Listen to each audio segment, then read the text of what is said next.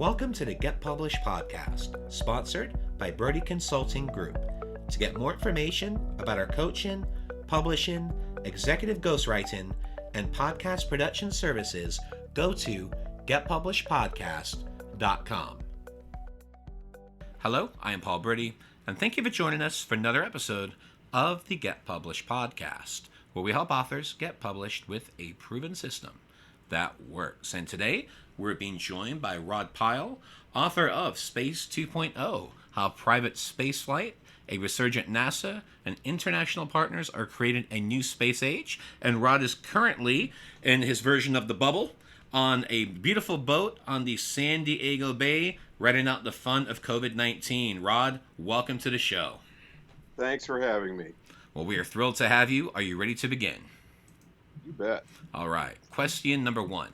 What is the one piece of advice that you would give to a first-time author who is currently writing their book? So let me give a piece of advice for people who are considering either traditional publishing or working with a selective hybrid house or specialty publisher.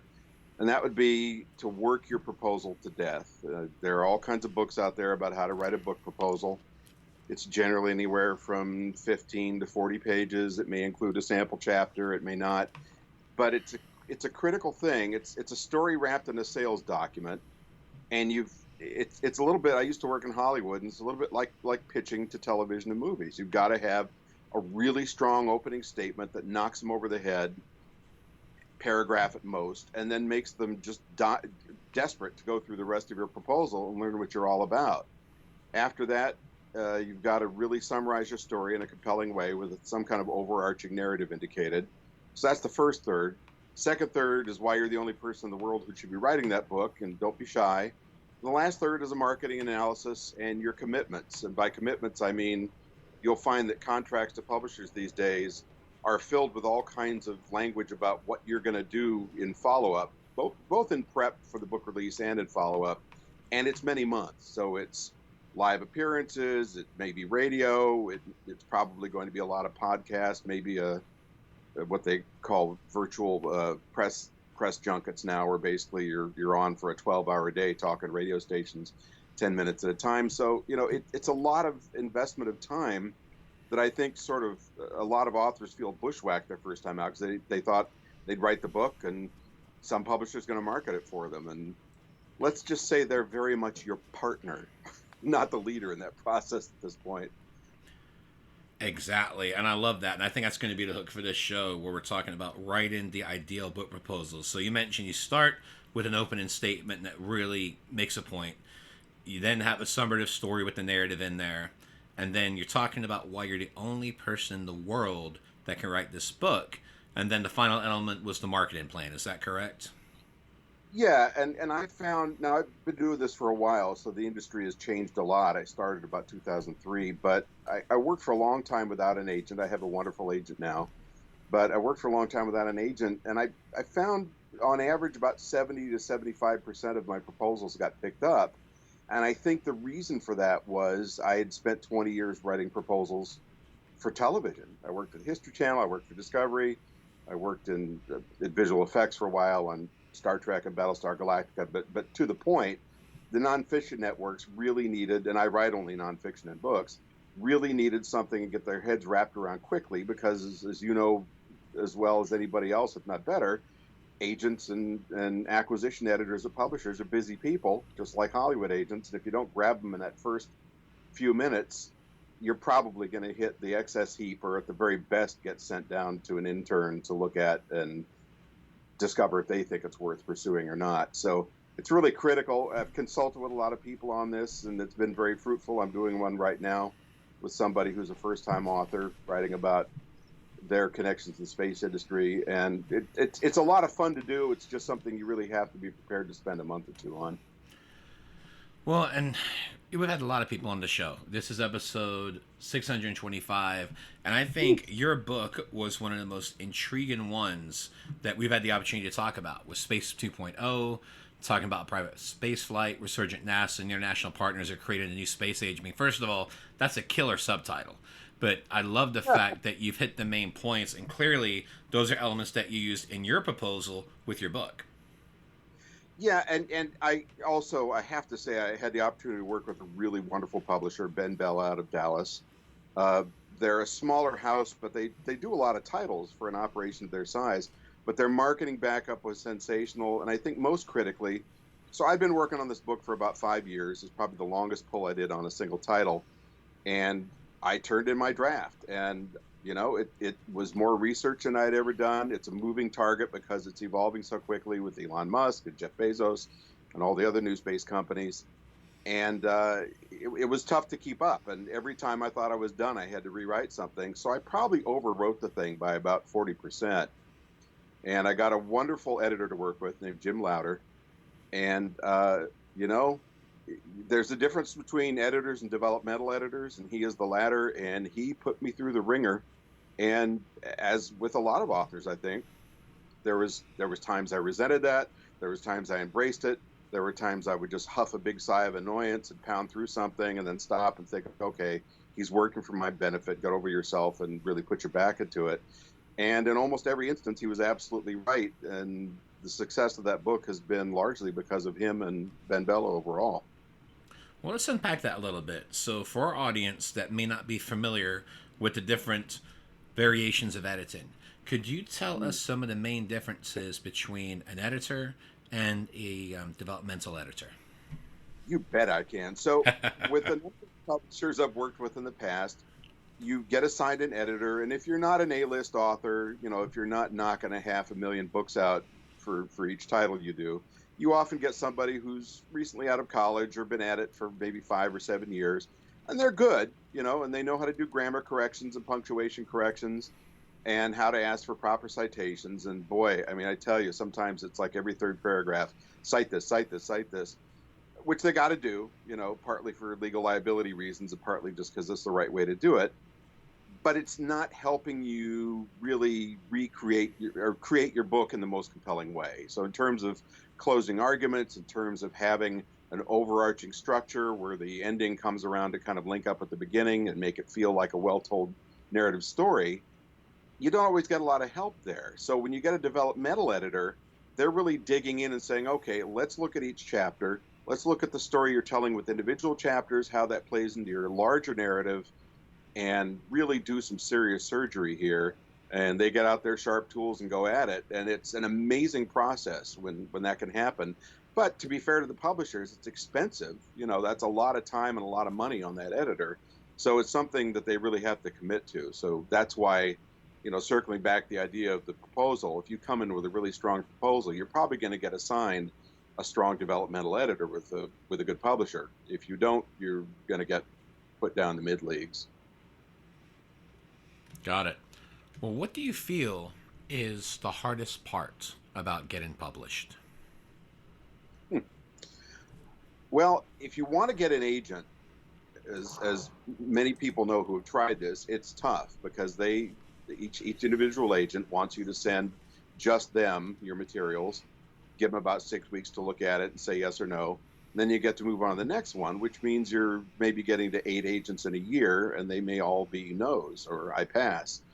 And, that is the right thing to do on one hand. On the other hand, authors have to survive and move on with their lives. So you've got to do a little bit, in my opinion, a little more of a shotgun approach and send out to a few people at a time, wait an appropriate length of time, maybe 2 weeks, and then move on. We're finding, I think, and you and I talked about this a little bit before the podcast, we're finding that while we thought we were going to have more time to get things done during the COVID lockdown, for a lot of us, it's actually gotten busier.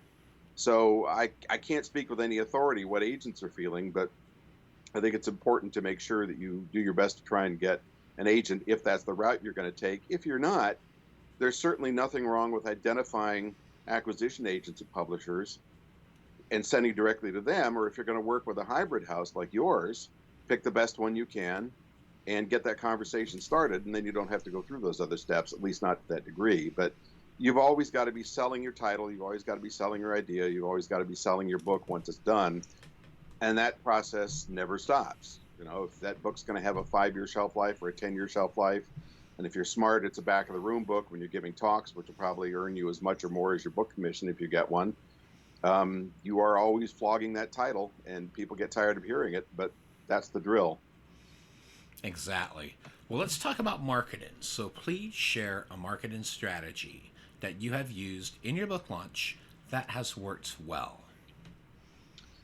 So I think my prime strategy is getting a good forward. Not every book needs a forward, and I haven't had a forward in every book, but I try to get a marketable name for the forward. Somebody who's related to the field, so for two or three of my books now, I've had Buzz Aldrin write forwards. I had another book forward written by Gene Kranz of Apollo 13 fame. Sometimes people charge you, sometimes they don't. Sometimes they ask you to write the forward. Often they write it themselves. And it's worth some money. If you're putting a year of your life into a book and thousands of dollars into your launch and everything else, it's worth spending $1,000 or $2,000 to get a good forward written for a very specific reason.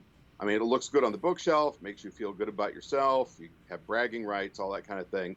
But most critically, and something that I don't hear mentioned very often, is the way the Amazon algorithms work. Your forward writer is basically treated like a co-author. So if you have a forward written by, let's say you're fortunate enough to get Tom Cruise. If somebody's looking up a Tom Cruise video on Amazon, they're going to get that list of suggestions at the bottom. You may also like these other things by Tom Cruise, and that may include your book. And that gets a whole lot more exposure than the average new author by exponents. So I think that's a really important and a huge gain. I'd say the other thing that I think is critical is making sure you've done everything you can to get that review page on Amazon done right. So when your book rolls out, you very quickly want 10 good reviews because they stay there forever. And if you get a stinker in there, it's going to hurt sales. It's happened to me. It's happened to all of us. Now, that doesn't mean you try and game the system, because Amazon has very specific rules and they change often, so you need to look them up. And they are very twitchy about you hiring some firm to go out and buy reviews. You can't do that. But I just rechecked the rules today. You are allowed to give away free copies of your book. I usually do it by sending a watermarked PDF to reviewers. You may not pay the reviewer. You may not ask the reviewer for a good review, but you can send them your book title and say, I would like an unbiased review of this book on Amazon. Now, if you're dealing with friends and family and colleagues and so forth, I find that about 1 out of 100 people actually follow through and do it. But if you can get those first 10 reviews secured right out the gate, I think you're in a really advantageous position. And now you've got something to point all your social media and your outreach to. So you want to get some local or regional radio. You want to really work social media. I don't particularly enjoy it, but Facebook, Twitter, Instagram, all those places. Use images, because people are much more drawn to posts with images than without, and really work that. And now you can point to your book on Amazon. So not only will they have a place to go see what it's all about, but hopefully they have a place to go and buy it. And that's, of course, what we all want. Speaking of books, I'd like to know what is your favorite book and what was the number one thing that you learned from it? Now, is this book I wrote or one I read by somebody else? One that you read by somebody else. Oh, gosh. Probably Cannery Row by Steinbeck and John Steinbeck. And what I learned about that is that I love to indulge in the fantasy of going back to a kindler, gentler time and having all those roguish people as my friends because they sound like a great bunch. The reality of it is Ed Ricketts was hanging out with a bunch of bums in a stinking semi-industrial area on the Monterey coast. And you go there now, and of course, and it's beautiful and it's all very high-end and very tourist-oriented. But at the time, it was a bunch of stinking, sweltering canneries, and he was spending most of his time hanging out with the riffraff of the waterfront. But the way Steinbeck writes that stuff is so loving and so engrossing. I've probably read that book 2 or 3 times a year for the last 15 years. And for a final question, what is your favorite quote and why? So I gave this one a lot of thought, and I think my favorite quote is from Edgar Mitchell. He was an Apollo astronaut. He flew on Apollo 14 under Al Shepard as his commander. And when he came back from the moon, he found his time there was profoundly transformative. There's a thing called the overview effect, which is coined by an author friend of mine named Frank White. And the basic idea is that you are transformed by leaving Earth, whether you're in Earth orbit or out by the moon. When you look back at the home planet in this cold, dark blackness of space, this beautiful blue marble it affects you in ways you can't even predict. So Ed Mitchell actually started something called the Institute of Noetics to deal with that in kind of spiritual and philosophical terms. But he had a quote shortly after he got back to the moon, which I love, which is, and I quote, "You develop an instant global consciousness, a people orientation, an intense dissatisfaction with the state of the world, and a compulsion to do something about it. From out there on the moon, international politics looks so petty. You want to grab a politician by the scruff of the neck and drag him 250,000 miles out and say, 'Look at that, you son of a bitch.' It's a little salty, but I think he encapsulated his experience brilliantly, as few astronauts did." I love it. Well, Rod, I want to thank you for being a guest on the show. What is the best way for people to find you online? I have a website called pylebooks.com. That's PYLE books.com. And I'm on Facebook and LinkedIn and Instagram. I also edit a magazine called Ad Astra for the National Space Society, and I can be found on their Facebook page. Rod, thank you once again for being on the show, and I wish you all the best in your author journey ahead. My great pleasure. Thank you very much. Thanks again for joining us today. To learn more about how to get your book published with a proven system that works, grab a free copy of my book at getpublishedpodcast.com.